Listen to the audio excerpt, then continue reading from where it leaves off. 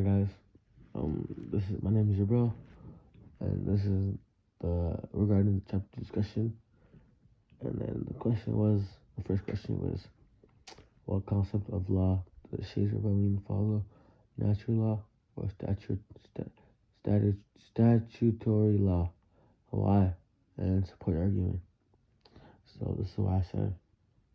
I said that Shays Rebellion was a rebellion that happened in the USA back in 1786 and 1787.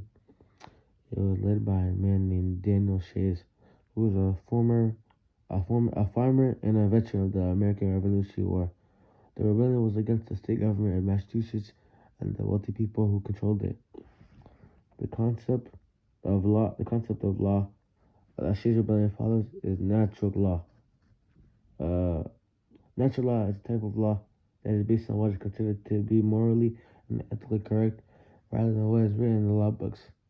It is often seen as being based on the idea that all people have certain rights that cannot be taken away by the government, no matter like their race or their wealthy or how much money they had, if rich, poor, girl, boy.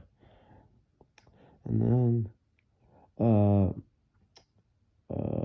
it is often seen as being based on the idea that all people have certain rights that cannot be taken away by the government. The reason why Shays Rebellion follows natural law is because people who are leading the rebellion believe that the state government of Massachusetts was not treating them fairly. They felt that government was not protecting them and protecting their rights, and that the wealthy people were taking advantage of them because they were poor and they didn't have equal rights like them. They wanted to stand up for themselves and make sure that their rights were being respected. In conclusion, Shays Rebellion follows natural law because it was a rebellion against the government that was based on the idea that the government was not treating the people fairly and not protecting their rights. The people leading the rebellion wanted to make sure that their rights were being respected and that they were being treated fairly by the government. So that was our first answer.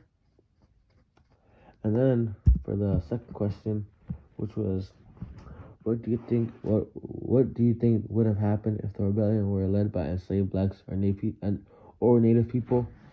And do you think the U.S. Constitution would have been changed to fit their needs? Why or why not? So what I said for this one, I said that I think that if the rebellion was led by enslaved or native people, it would have been a lot different. For one, they were not considered citizens at the time, and so they would have not have the same rights as white people. This means that it would have been a lot harder for them to stand up against the government and make their voice heard. If enslaved blacks or native people had led the rebellion, I don't think the U.S. Constitution would have been changed to fit their needs. This is because the Constitution was written by wealthy white men, and it didn't really take into account the rights of enslaved people or native people. They were not considered equal to white people at the time, and so their needs were not considered in the Constitution, and they weren't met at all. Even if enslaved blacks or natives had led a rebellion, it's likely that it would have been met with much more violence and oppression, since the rebellion would have been considered a threat to the existing social order. It's also likely that the rebellion would not have been recognized as legitimate. It would have been brutally suppressed by the government. So to sum it all up, if the rebellion were led by enslaved blacks or natives, it would have been a lot different. And it's unlikely that the U.S. Constitution would have been changed to fit their needs. They did not have the same rights and privileges as white people, and the rebellion would have been met with much more violence and oppression. So that's what I said, and yeah, thank you.